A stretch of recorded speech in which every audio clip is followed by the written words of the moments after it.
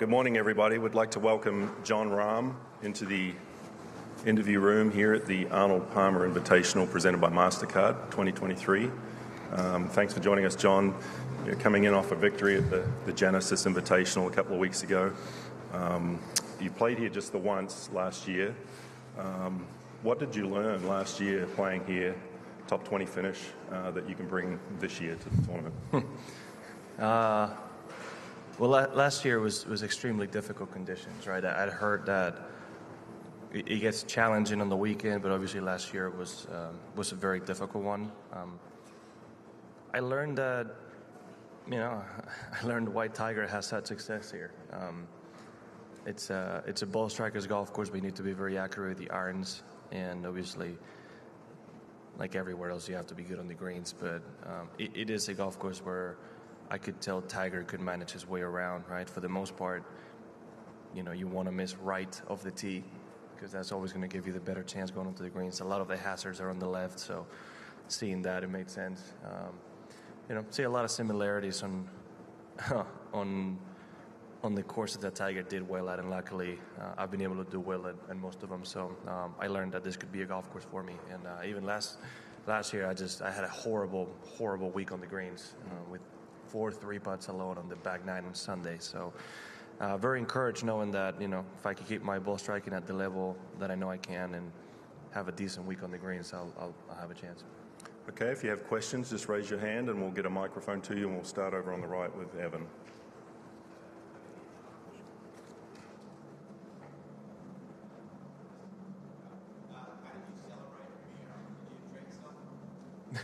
Nope. I had a photo shoot early the next morning, so I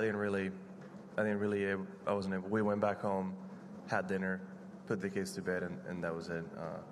Didn't really get to celebrate because then the week after Kip, has been a little bit under the weather, so nothing really. Thursday we had a bit of a get together with some friends, but it was also Kelly's birthday, so we did get to do a little bit, but nothing immediately on Sunday night.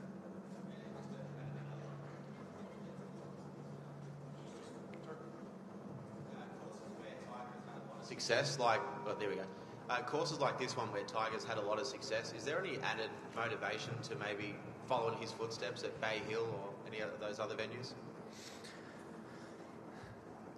No, not because he's done well. Obviously you wanna be able to play good, but obviously he did really well our challenging golf courses, right? When you think about the 3 tournaments, he really asserted a dominance that we still play nowadays: Torrey, the Memorial, and then this event, right? All of them are really challenging golf courses tee to green. So, you can tell, right? He just rose to the occasion every single time. And I would add Firestone Country Club in there, but we don't play there anymore. But all 4 of those courses are very challenging. But there is a way to manage your way around it. And yeah, a lot of those, like I said, the miss is right off the tee, right? It's like, which is my predominant miss, so it's probably why I like it so much. We'll go to Edgar and then to Sean. Edgar in the back. Yeah, Jon, do you kind of enjoy the game within the game with this battle for number 1 in the world with Scotty, Rory? It's been great, and there's a lot of satisfaction that comes to it when you get to be number 1 when the other players have been playing great golf as well, right? Scotty had a great year last year, Rory had a great year last year, and then towards the end of the year I kind of picked up, right? And even with Scotty winning in Phoenix, I was able to get to number 1 right after. So there's a lot of satisfaction that comes to it. And if you're going to do it in any way, you want to get to number 1 by winning, right? I think one of those times that I got to it, it was after, I think it was JT had a bad finish, and I finished 10th in a tournament, and you get back to number 1. That doesn't feel nearly as well. But when we've been playing the way we've been playing, it's a lot of fun. Do you know the history, of number 1 to any degree? The trends and the back and forth some year, and then some year stretches where Tiger or Greg Norman is dominating? Yeah, Tiger and Greg combined reached 1,000 weeks, so there wasn't a lot of moving around while they were playing. Obviously, Tiger had those 2 stretches of 250 weeks. And pretty much any time one of us gets to number one, I hear, right? Like I would have to be number one till 2035 or something like that in a row to reach Tiger's record, which, great. But I do know this is, what is it, the most amount of number one changes in a short period of time. I saw some of those stats, which is just really interesting, which speaks to the greatness of the game of golf right now, how good everybody's been playing. Go Sean, then Ann. With the back and forth between Rory and Scotty and yourself, what are things in Rory and Scotty that you appreciate, maybe parts of their game that you admire? I mean, they're both great competitors. Great competitors. Rory, it's hard to say anything about Rory that hasn't been said already. You know, when he's firing in all cylinders, it's a thing of beauty, right? The way he hits the ball and his ball flight of a tee especially is quite unique. Scotty, I would say he has a great ability to post a really good score. You know, there's a lot of times where I've played with them and maybe it doesn't look the prettiest, but you end up the round and, 67, right? It's pretty remarkable. Obviously, both great players, both great champions. Both of them work really, really hard at their game, and that's what I would say about each one. I know we mentioned Rory's driving all the time, but it really is something to admire when you see it in person. Go Ann and then Doug.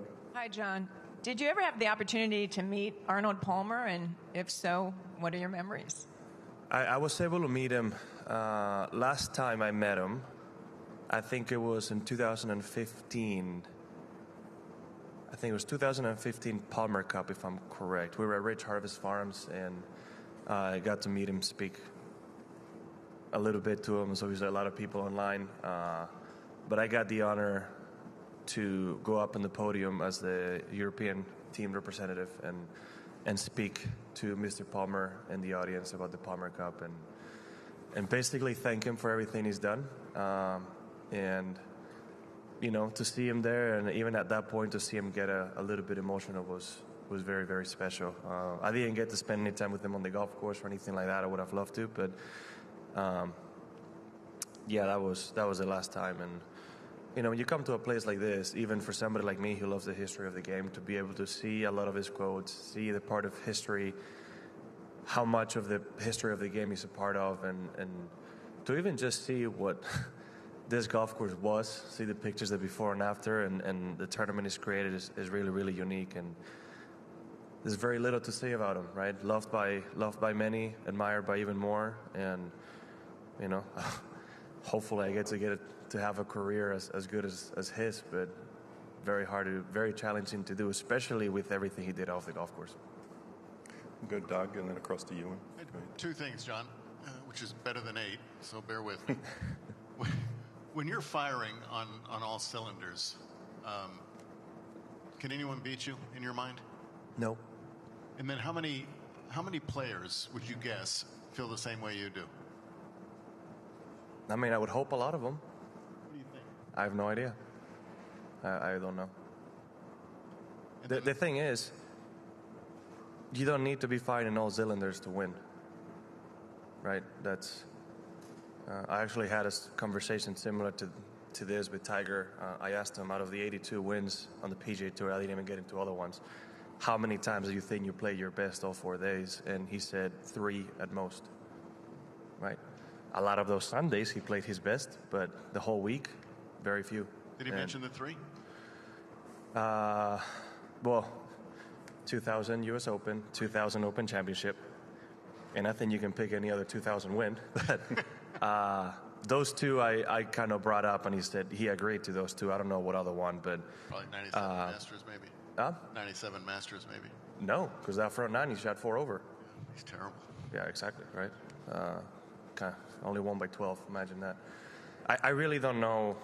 You know, personally, it's a little bit different, right? I've gone to enjoy a really good form of golf. And the one time I can say I was firing in all cylinders, I didn't get to finish the tournament, so I would have wished to see what that was like. But it all depends on who you're talking to, on what level, right? I mean, we all said, a lot of us are such perfectionists that I think we play close to that A+ game a lot, but we don't give ourselves that quite that great for all 4 days, and I think a lot of us probably, that's why probably Tiger said maybe just a few times in his career. I think you answered it. Was Memorial the one time you played at your absolute peak? Yeah, Was there any other? Not as good as that one, no. The best I've hit tee to green, feeling-wise, was 2017 at Torrey Pines, but I didn't have the week on the greens until the back nine on Sunday. There's weeks where you think, oh, this part of my game was great, this other part was, was amazing. But for every part of your game to be 100% in all 4 days, yeah, that's nearly impossible to happen. Yeah, all 3 days, exactly. Okay, we'll take one from Ewan on the left. Hi, John. The Masters is close enough just now. You're on a fantastic run. Do you think you'll feel differently going to Augusta this year? And do you already feel a bit differently about the Masters, given what fantastic form you're in? No. It's a pretty big event, so I don't know if you can feel any different to what it usually is, right? I think obviously I'm gonna go in with a lot of confidence given what I've done already this year, but I don't think anything needs to be done differently, right? Clearly what I'm doing right now works, so there's no reason to emphasize anything just because it's Augusta National. You got to go out there and perform, and hopefully I can get that done as well. Go to Jeff in the middle. John, when you are hitting on all cylinders or nearly all cylinders, can you let yourself kind of soak it in, enjoy it, or are you always trying to think, I've got to keep this going, and how do I keep this going?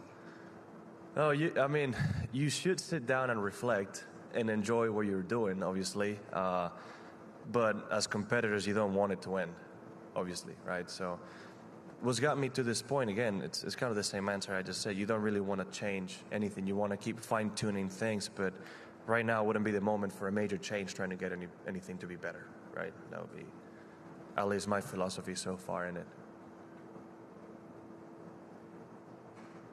Okay. Anything else? That's great. John, thank you for your time. Have a great week this week. Thank you.